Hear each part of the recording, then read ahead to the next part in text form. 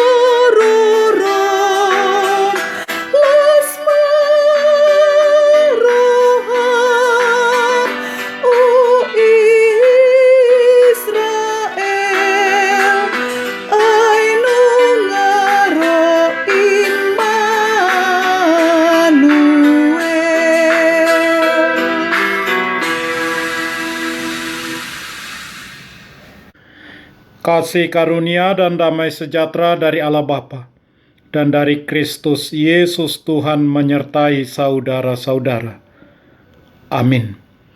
Saudara-saudara, firman Tuhan renungan harian Senin 13 Desember 2021 dari kitab Yesaya pasal 40 ayat 10 mengatakan, "Lihat, itu Tuhan Allah.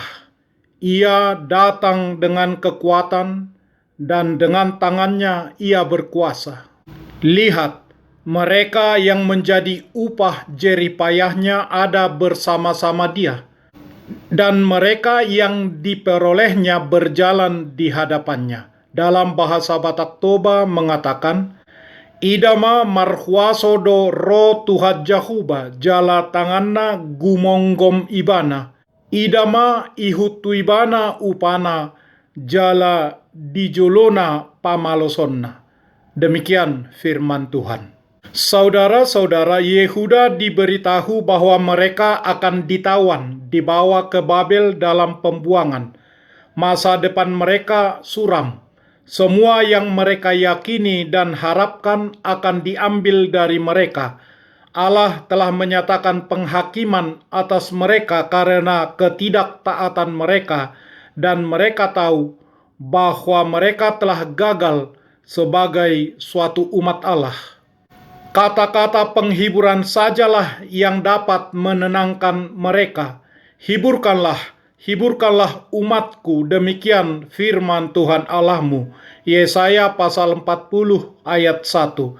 Yang Tuhan inginkan agar Yehuda mengetahui bahwa Tuhan harus mendisiplinkan mereka karena kegagalan rohani mereka. Namun di atas segalanya Tuhan tetap mengasihi mereka, menghiburkan mereka. "Lihatlah, Tuhan Allah akan datang. Persiapkanlah di padang gurun jalan untuk Tuhan. Luruskanlah di padang belantara jalan raya bagi Allah kita." Yesaya 40 ayat 3. Diterapkan pada kondisi orang-orang Yahudi di pengasingan. Ini berarti bahwa Tuhan akan datang untuk membebaskan mereka. Kemudian diterapkan di zaman Mesias. Itu berarti bahwa Tuhan akan memanifestasikan dirinya dengan cara yang kuat sebagai yang perkasa untuk menyelamatkan. Dengan tangan yang kuat melawan musuh besar umat Allah atau musuh besar Tuhan dan umatnya. Melawan yang kuat artinya bahwa Tuhan akan datang dengan manifestasi kekuatan dan kekuasaan, mampu menaklukkan dan mengalahkan.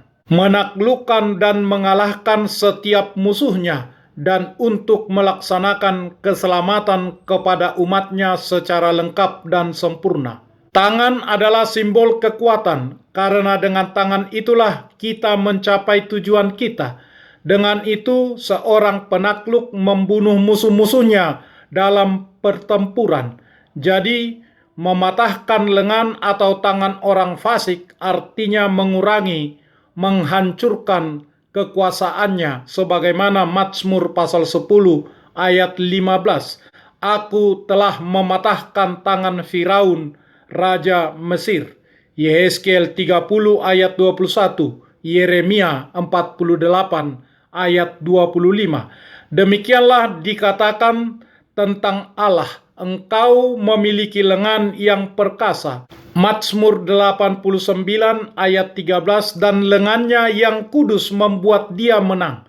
Mazmur 98 ayat 1. Bandingkan Keluaran 6 ayat 6, metafora tersebut diambil dari tindakan merentangkan tangan untuk berperang, di mana lengan merupakan alat yang efektif untuk menaklukkan musuh. Tuhan perkasa, kekuasaannya berada di lengannya sendiri. Ia tidak bergantung pada orang lain. Dia akan menyelesaikan pembebasan sedemikian rupa, sehingga akan terlihat bahwa dia melakukannya sendiri, dan dia akan memerintah untuk dirinya sendiri tanpa bantuan apapun, tanpa bantuan siapapun, dan agar nyata bahwa dia yang berdaulat. Dalam pembebasan umatnya dari penawanan mereka, kekuatan tangan Tuhan membawa mereka keluar dari Mesir. Keluaran 13 ayat 16, sehingga nyata bahwa dia adalah pembebas dan penguasa mereka, penebus mereka. Allah adalah penguasa yang datang dengan kekuatan, yang lengannya memerintah dengan tidak diragukan lagi. Namun, lebih daripada itu, dia juga gembala yang lembut dan baik. Sampai pada masa tuamu, aku tetap dia, dan sampai masa putih rambutmu, aku menggendong kamu. Yesaya 46 ayat 4. Dia akan menggendong mereka di pangkuannya dan dengan lembut memimpin mereka. Ini adalah gambaran Tuhan yang indah, dan kita yakin Yesus memikirkannya ketika dia berkata tentang dirinya sendiri bahwa dia adalah gembala yang baik, sebagaimana Injil Yohanes mencatatkannya. Sebagai gembala yang baik, dia mengenal domba-dombanya, dan mereka mengenal dia, mereka mengenal suaranya. Gembala yang baik siap untuk memberikan nyawanya bagi domba-dombanya itu. Dia memberikan hidupnya dengan sukarela karena dia melihatnya sebagai satu-satunya cara untuk menebus umat manusia. Sebagai gembala yang baik, Yesus siap untuk memberikan nyawanya bagi domba-dombanya itu. Dia memberikan hidupnya dengan sukarela karena dia melihatnya sebagai satu-satunya cara untuk menebus umat manusia, membawa mereka kembali kepada Allah, Bapa yang penuh kasih. Inilah kasih sayang yang total dari pemilik tangan yang kuat, tangan yang kuat dari Tuhan Yesus Kristus di kayu salib. Syukur kepada Tuhan yang memberi kita kemenangan melalui Yesus Kristus Tuhan kita. Amin. Marilah kita berdoa.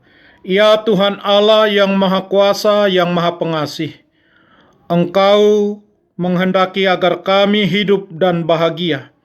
Berulang kali dalam berbagai cara Tuhan berbicara kepada kami, agar kami bangun dari kegelapan dan mengenal kebahagiaan yang dari Tuhan.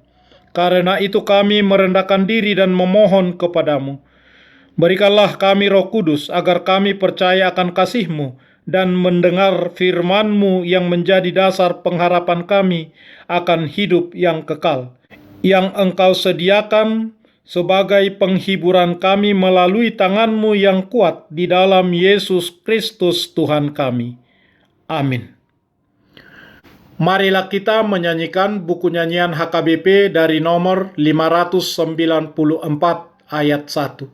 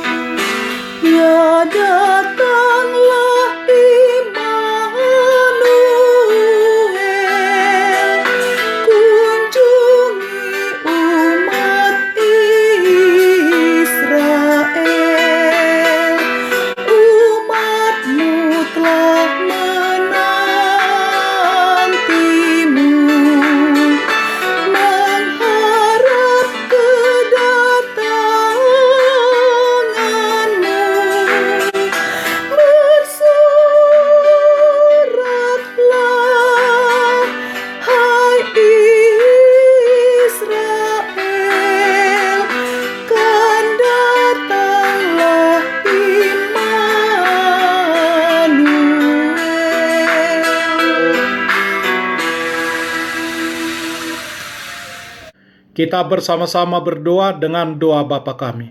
Bapa kami yang di surga, dikuduskanlah namamu. Datanglah kerajaanmu.